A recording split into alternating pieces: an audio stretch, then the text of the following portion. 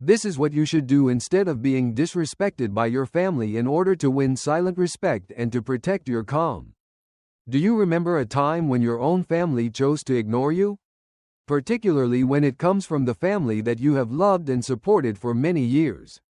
It is a pain that is quiet and gradually spreads throughout your body. And the most aggravating aspect of it all? The only thing that seems to make things worse is becoming furious.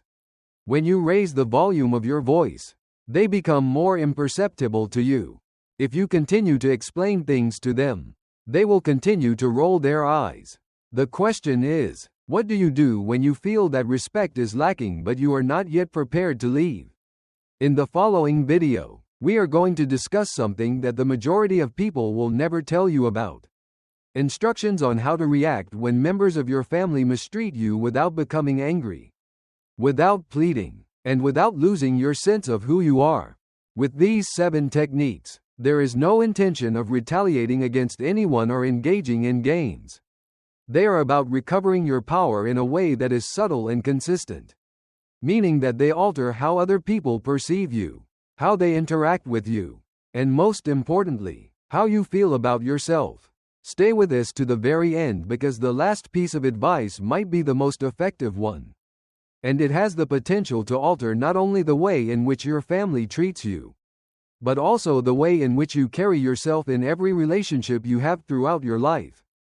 This is the perfect video for you if you have ever experienced feelings of being disregarded, dismissed, or minimized by the people who are closest to you. Let's get started. First and foremost, maintaining an emotional distance that inspires respect. Whenever they believe that their family has mistreated them, the first thing that many individuals do is react, which might take the form of explaining, pleading, or being angry. However, none of these reactions turn out to be beneficial to you. In point of fact, they frequently reward the precise behavior that you are doing your best to prevent. What actually starts to change is the dynamic, which turns into something that is more subdued and purposeful in terms of emotional distance. This does not mean that you should cut off touch or show a frigid disposition.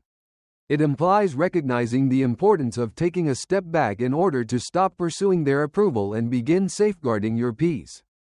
It is only natural to feel the need to make amends when a member of your family speaks over you, disregards your counsel, or treats your generosity as if it were a matter of necessity. However, if something is not being valued, then the project of fixing it becomes a one-sided endeavor. Even when you are physically present, others are able to feel the weight of your absence when you maintain emotional distance. It appears like the only reason for not responding promptly when they phone is when it is convenient for you. In situations where assistance is taken for granted, it means not going out of your way to offer assistance. You continue to be kind, polite, and calm, but you refrain from going beyond what is expected of you. In addition, that shift in tone conveys a more powerful message than any conflict could ever hope to. In the past, I was acquainted with a man named Thomas who was 78 years old and used to shuttle his daughter and her children around the city. Appointments, errands, and anything else that they required assistance with. He was never one to whine.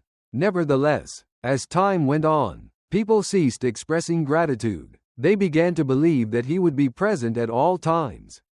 They laughed it off as if he was being overly sensitive when he brought it up. And they continued to do so. As a result, he did something straightforward. He stopped making the offer. In no way did he argue. He simply went back to his own timetable in a stealthy manner. It did not take them very long to become aware of it. Moreover, it is of utmost importance to inquire with a greater degree of concern the next time they require something. One does not need to be cold or withholding in order to maintain this kind of emotional boundary. It's about acknowledging that love that has no boundaries most of the time becomes difficult to see. The fact that it is always available at no cost causes people to stop seeing what you contribute. In light of this, the most effective action you can do, particularly if you have been overly forgiving for a number of years, is to gently place the burden back onto their face. Allow them to make contact. Permit them to wonder where your vitality has ended up. Taking a break from your efforts could very well be the one thing that gives them a renewed sense of gratitude. Additionally, it is essential to take note of the effects that emotional remoteness has on you. You will have room to breathe as a result, when you are able to view your own worth more clearly, independent of their reactions. It is beneficial. Moreover, once you start living from that position, not out of irritation or the desire to please other people, but rather out of peaceful self-respect, you transform into a person that other people naturally begin to regard differently. The reason for this is not because you demanded it, but rather because you stopped making it so simple to miss. At times, the message that you convey is the one that is the most powerful. Even if you do not say anything and you do very little. The power of quiet in situations where there is disrespect is the second point. Your initial response may be to defend yourself, to snap back, or to clarify what they misunderstood when someone in your family says something that cuts deep. Something that is dismissive, something that is caustic, or something that is just plain unpleasant. To tell you the truth, however, the majority of people fail to argue during those times. It does not make you appear more powerful. It makes you appear to be shaken up. Furthermore, when people see that they are able to push your buttons, even if it is by accident, they are less likely to take you seriously the next time you come around. What is much more effective, despite the fact that it requires some experience, is quiet, silence that is purposeful and properly placed. This is not a sign of weakness. It's quite clear. It is a signal that conveys the message that I have heard what you have to say, but I have decided not to give it any power. Furthermore, in families, particularly those in which patterns run deep, this kind of silence has the potential to upset long-standing dynamics in the most positive way. If you remain silent after someone makes a comment that is disrespectful, you are doing more than simply ignoring the comment. Therefore, you are not going to reward it. Because of your actions, the moment is becoming more weighty, and this weight frequently brings about consciousness. Even if they don't say it out loud, they are definitely aware of it. And as time goes on, they begin to reconsider. During the time that I knew Linda, she was 74 years old and she was the target of teasing at every family dinner. They would refer to her as being outdated or suggest that she was overly concerned. She would laugh along with the crowd in order to maintain the calm. However, it was painful. A year passed before she stopped laughing. She didn't give any kind of response. She did nothing more than stare at the individual, maintain eye contact for a brief period of time, and then shift her focus to something else. The atmosphere in the room was different. After that, the comments quit. After some time had passed, her relatives became aware of something else. They missed her, her stories, and her presence. They missed her warmth. This is the conundrum that silence presents. There are moments when remaining silent becomes the very loudest statement that can be heard in the room. It is most effective to use this strategy in conjunction with a calm body language. Nothing like eye-rolling, sighing, or dramatic exits is allowed. The only thing that happens is that there is silence, a little pause, and then you return to your plate, return to your book, or return to a task that does not involve explaining oneself to someone who does not appear to be capable of listening. You maintain your dignity and ignore the mayhem that they are causing. On the other hand, you could feel compelled to break the silence by telling a joke or offering a correction. However, if you are able to hold it, even if it is only for a few seconds, you will give yourself the opportunity to experience your own strength once more. Rather of continuing to play the same old part, you should start standing in something fresh. When you first do it, it could feel weird. It is even possible that it will feel awkward. Nevertheless, that soreness is a sign of growth. The sound you hear is the beginning of a pattern beginning to change. I would appreciate it if you could use the second comment section below to let me know that you are continuing viewing this video and that you are finding these insights to be helpful. I strongly suggest that you subscribe to the channel and activate the bell if you have not already done so. This will ensure that you do not miss any videos. With your assistance, we are able to continue producing high-quality content that will both inform and inspire you. Let's proceed with our plans now.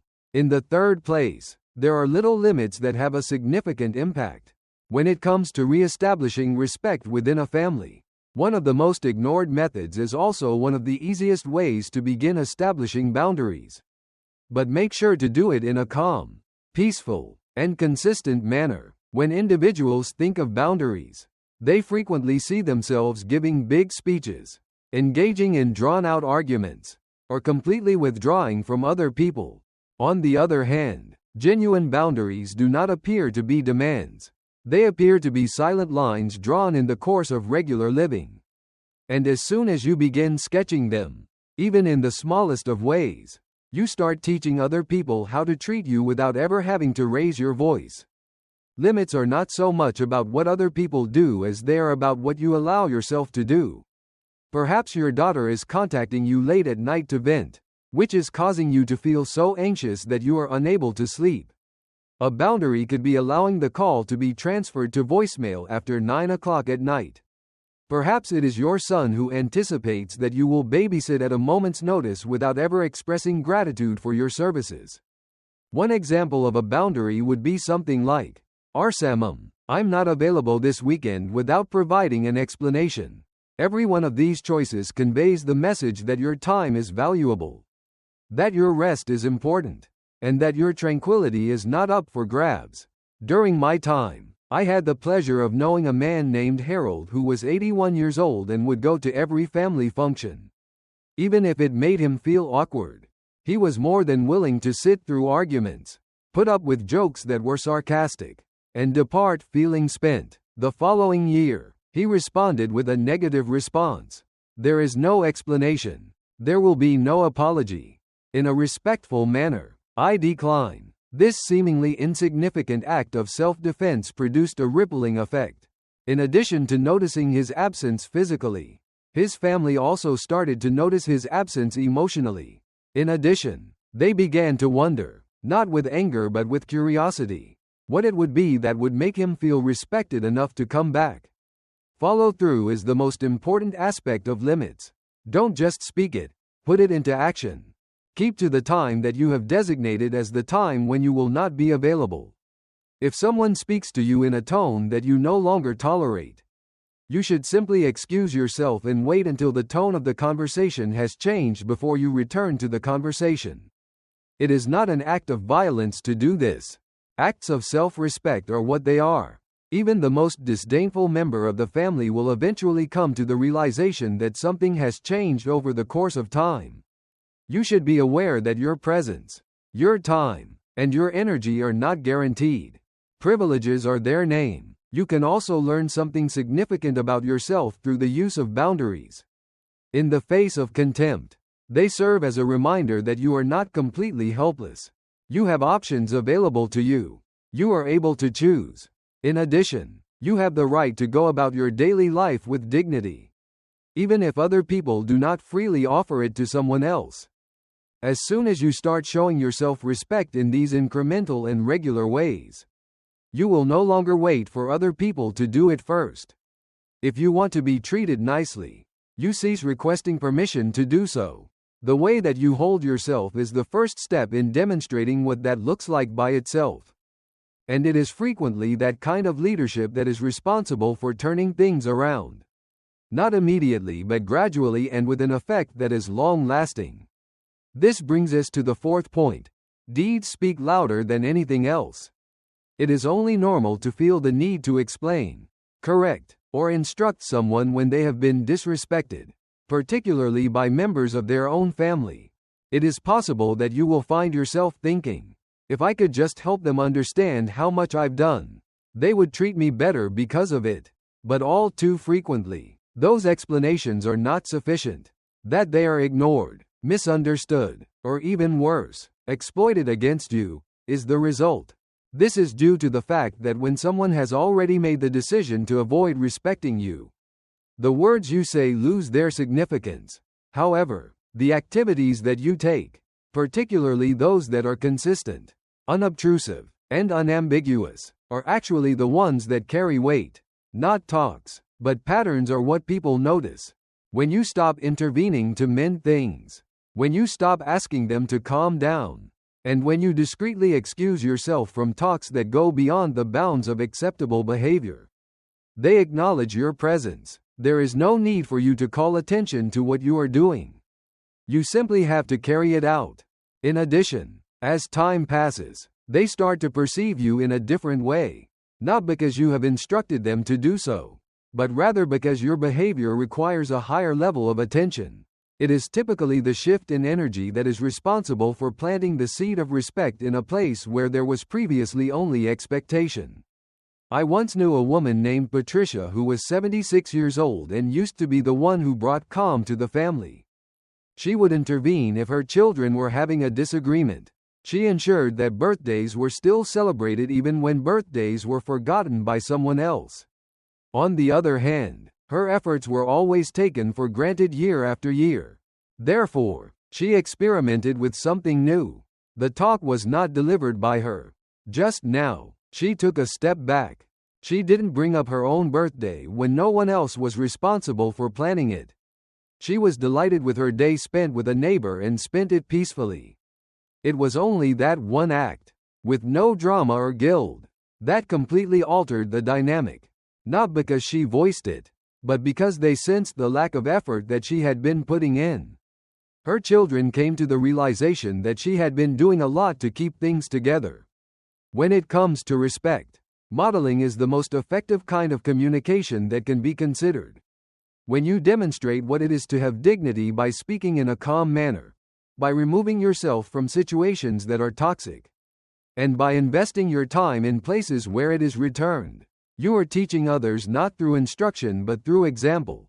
Providing an explanation for why you are doing less is not necessary. It is not necessary for you to justify your thresholds. It will be noticed by those who are important.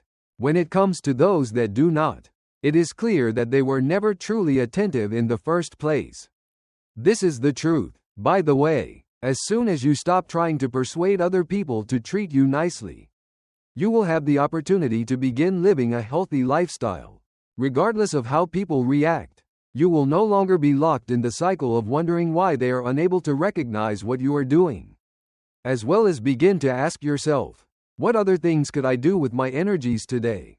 By asking that one simple question on a regular basis, you are able to transform your life from one of reaction to one of leadership. It's not leadership over other people, it's personal leadership. The type of leadership that does not raise its voice but instead stands a bit higher, speaks a little slower, and commands attention without ever asking for it is the kind of leadership being discussed here. I would appreciate it if you could use the fourth comment section below to let me know that you are continuing viewing this video and that you are finding these insights to be helpful. I strongly suggest that you subscribe to the channel and activate the bell if you have not already done so. This will ensure that you do not miss any videos.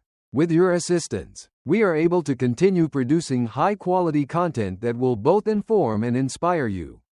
Let's proceed with our plans now. Self-respect rituals that alter how people perceive you are the fifth item on the list.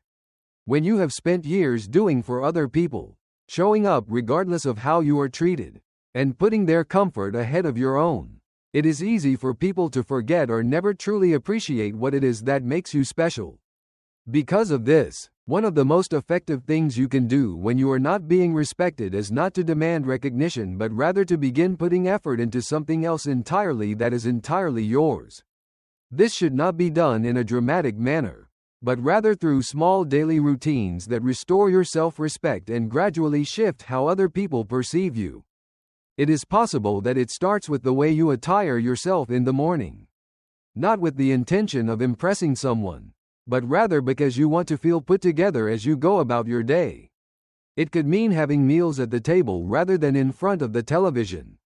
Or it could mean keeping your home clean and organized, not for the reason of entertaining people, but for the sake of your own sense of tranquility. A commitment to going for a short walk every day, listening to music that you enjoy, or reading something that broadens your mind could be examples of what it looks like. In no way are these luxury. They are indications that you value your life, your time, and your presence, as well as signals that you send to yourself first, and then eventually to those around you. A man by the name of Richard 80, who had devoted the majority of his life to caring for other people, is someone I remember. When his family started treating him as if he had nothing more to offer, he chose not to confront them about it. He did not voice any complaints. It was then that he began to take better care of himself. It was a new hairstyle for him, because he began attending morning sessions at the community center twice a week. He gradually experienced a difference in his level of energy. He smiled even more. The way he spoke was altered. And when his family became aware of it, their tone changed as well. They didn't say it out loud, but when he talked, they started paying more attention to what he had to say and asking for his opinion once again. This wasn't because he was trying to get their attention, rather, it was because he ceased appearing to be someone who had given up. People are compelled to take attention of you when you make an effort to be there for yourself. It has nothing to do with showing off anything. Having the ability to carry yourself with such a level of care that people start to question why you are doing it. Why are you rising to a higher position? Why are you smiling more and speaking less than you used to? One's curiosity frequently results in adoration, and admiration ultimately leads to respect. Even from people who had previously disregarded one's existence. It is of the utmost importance that these routines are not suitable for them. These are for you because the moment you start treating yourself with the same care and attention that you always aspire to receive from other people, you will no longer be dependent on the validation that you receive from other people. Furthermore, it is ironic that now is the time when individuals begin to give it. Not because they were compelled to, but because they were inspired to do so. The change begins on the inside of you with each and every tiny, consistent action that conveys the message that you still count. I usually did that. Reiterate the importance of expanding support outside the immediate family. It can feel as if the world itself is shrinking when there is a lack of respect inside the family. It may feel as if the individuals on whom you were supposed to rely have either withdrawn or shut down. And in that state of isolation, it is simple to make the mistake of thinking that something is wrong with you or that there is no other place to turn to for help. Nevertheless, here is something that very few people discuss. It is not likely that repairing your family will be one of the quickest strategies to recover your sense of value. Finding a relationship that goes beyond them is the key. Individuals who are kind to you, whether they are friends, neighbors, groups, or even strangers, even though those individuals do not carry your blood, they are nevertheless capable of providing nourishment to your spirit. The fact of the matter is that an excessive number of elderly people reduce the number of people in their social circle as they get older. The children move away, friends from the past become estranged, and without even realizing it, you find yourself relying more and more on the few members of your family who are still in close proximity to you. Even if they have quit being kind to you, this much dependency puts one in a state of emotional quicksand. One piece of good news, however, is that you are never too old to broaden your social circle. A weekly class, a church group, a walking club, or even just a familiar face at the grocery store are all examples of possible ways to meet new people. Little exchanges that take place outside the home start to replenish the emptiness that is caused by disrespect. There was a woman named Teresa who was 82 years old and had almost completely given up on the idea of being heard at home. Rarely did her son come to visit. Her grandchildren were courteous but aloof in their nature. Over the course of a single day, she began working at a community kitchen in the area twice a month. It wasn't because she had the time, rather, it was because she needed to feel less useless once more. Within a few weeks, something was different. Once again, she laughed out loud. Her stance changed somewhat, and when her son did arrive at last, he took notice of the situation. "My mother, you appear to be different," he replied. Her life had expanded a great deal beyond the scope of his perspective. However, these connections from the outside are not replacements. Reinforcements are what they are. It is because of them that you are reminded of how much more you still have to offer. How rich your talks can be. and how your knowledge is still valuable.